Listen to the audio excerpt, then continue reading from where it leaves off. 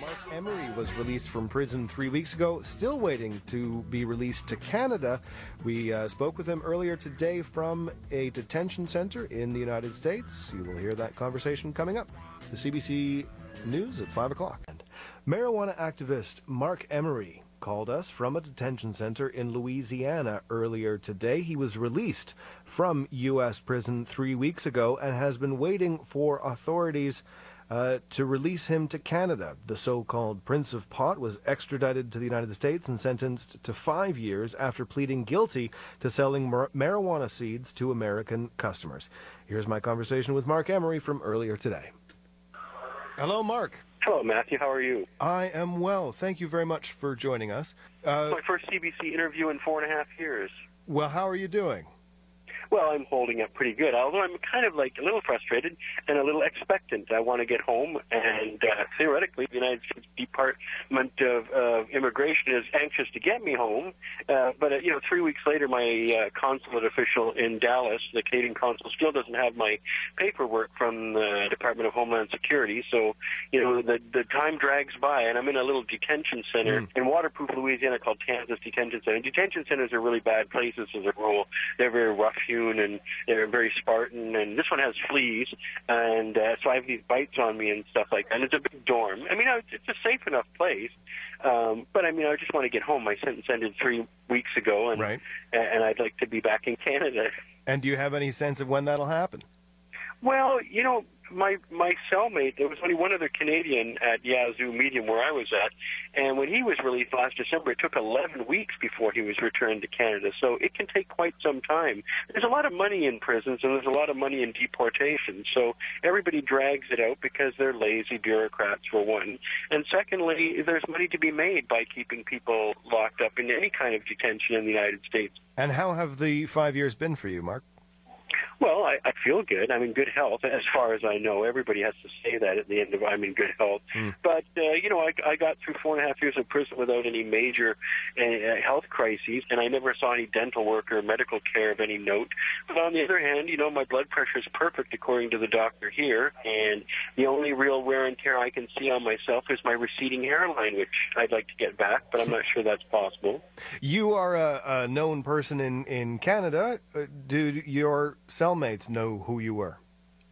Oh, yes, even the doctor here was quite excited. She called me back into her office yesterday just to tell me she'd watched the movies I was in and my TV shows and read my blogs and found it very interesting. And so even amongst prison officials, corrections officials, Department of Immigration officials, you'll get people expressing some degree of interest or admiration or agreement. I've never encountered any disrespect from prison officials and nor inmates. Inmates were particularly kind to me. I never encountered an unpleasant word said to me in 4.5 years. I'm not kidding. I mean, that would be an exceptional prison experience, I think, for most inmates. But for me, it's a much more polite society than the outside world where people on social media feel free to slag you in any way they want. That doesn't happen in prison. You have to be accountable for what you say or there'll be trouble. So people are very polite. And the point of all this is that at this point you are, I suppose, supposed to say, yes, I admit that what I did by distributing seeds to the United States was wrong, and I regret doing so, and I'm glad I got the chance to repay my debt to society. How do you feel? Oh, well, that all is nonsense. I mean, unfortunately, I even had to tell the judge that I regretted being so arrogant. He knew I wasn't repentant about my acts, but I had to show some contrition to him in order for him to just give me a mere 5 years. But, of course, the whole thing is nonsense. I should never have been turned over to the U.S. government. My own government betrayed me, and to which I'm going to wreak a certain degree of appropriate political revenge when I get home and campaign against the conservative government in next year's re-election, and hopefully we'll do a good job and get the young people out to vote for Justin Trudeau's Liberals and get that legalization agenda enacted in Canada as soon as possible. So no regret or contrition on your seed marketing business? Oh, goodness, no. In fact, I'll probably get back into the seed business in some form or another as soon as I can, because at least the Canadians, and certainly perhaps not Americans by mail, but no, I have no contrition about that. I gave away $5 million to the legalization cause through the money raised by seeds, and that's shown a lot of results. We've seen the results of the last 20 years of my activism throughout the world, and the landscape has changed considerably, that most of Canada and most of the United States favor legalization, and this is going to come to pass. And a lot of that was due to our early work in Vancouver. On wreaking political havoc when you come back home, you are a politically controversial person. Many people see you as a hero. Others see you as a bit of a pest and would rather not have anything to do with you. Do you think Justin Trudeau and the Liberals will want you to campaign on their side? Oh, I don't care anyway.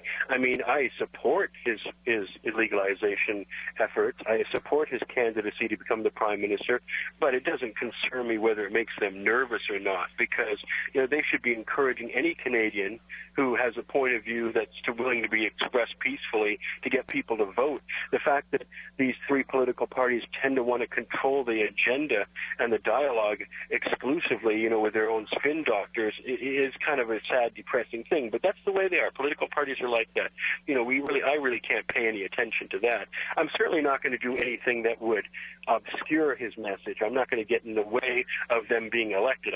But I'm not taking any guidance from them. And my job is to get out and get that 5 to 10% of Canadians who regard marijuana legalization as their most important issue, and that's up to 1 million people right there, 1 million to 2 million people. So those voters, if I can get them to go to the polls and support the Liberal Party candidate in their riding, and we'll be doing that in 30 cities across Canada over a 7-week period next year, then I think that's an important job to get done, because I think that could alter the balance of power in the House of Commons, and that is my number one goal when I get home, and I'm looking forward to tackling it.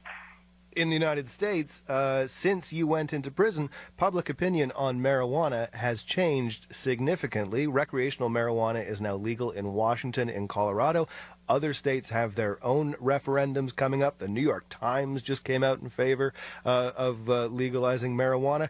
How was it being in prison for selling marijuana seeds, watching all of that unfold? Well, that was a great thing. That made my time even more worthwhile. I mean, I've always expected I would end up in prison.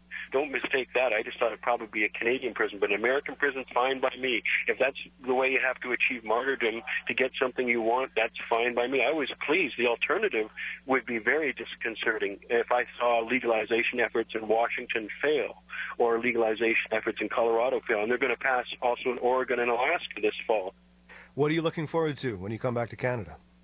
Oh, good food, for one. Fresh Canadian vegetables, fresh Canadian fruit. A lot of little things that people take for granted that are not available in prison. I had freedom of thought and freedom of expression in prison. So, it's not like in prison, even though you're in a cage, you're still entitled to your own thoughts. I learned to play bass guitar. I was in a very wonderful band and played wonderful music for 3 years, and I never had picked up an instrument in my life prior to being in prison, so I bring home something extra. I read a lot. I had a great subscription to the New York Times and Maclean's magazines and 25 other magazines. I was really had a great peace of mind in prison, and was entitled to my thoughts, and I wrote extensively, and I even had 10 letters to the editor published in the time I was away in prison. So that part, my ability to express myself was not really inhibited, but my ability to eat foods of my choice was greatly inhibited. I have never had a cherry in 4.5 years. I haven't had a mango or a kiwi or a lot of things everybody takes for granted in their day-to-day, affairs. I saw my wife on 81 visits. She already came to visit me 81 times for 164 days. I mean, that's 5 months where I got to be with her for 5 or 6 hours straight. So I even had what you would call intimacy with my wife, insofar as I don't mean sexual intimacy. I just mean I was able to listen to her uninterrupted for 5 or 6 hours at a time. And I'm not even sure I'll ever have that on the outside when I'm home. We'll get interrupted by the phone, by television, by things, by making foods, by going out. All those different things will cut into the kind of intimate nature we had when we spoke with each other in the visitation room. So there's little graces you can have in prison, if you have a loving wife like I do, who's willing to come so far away and spend such a tremendous amount of time to visit me. The conversations we had were quite wonderful and special and quite spiritual. and quite satisfying. And I wonder if I'll ever have that again. You know what I found? I've been in 6 different prisons throughout this experience in the United States, in 6 different states, and you can adapt to anything. That's the lesson there. Patience, and you can adapt to anything. And I've got patience, and I can adapt to anything, and I certainly will be applying those kind of honed skills that I've got now more precisely when I get home. Marc, it was nice to speak with you. Thank you for making the time with us. I know a lot of people were probably happy to see you go, and I'm sure a lot of people will be very happy to see you come home. Oh, and I can't wait to give both of them what they expect to get. Marc, thank you. Goodbye. Okay, bye now. Marc Emery on the line from a detention center in Louisiana. He served 5 years in the United States for conspiracy to manufacture marijuana.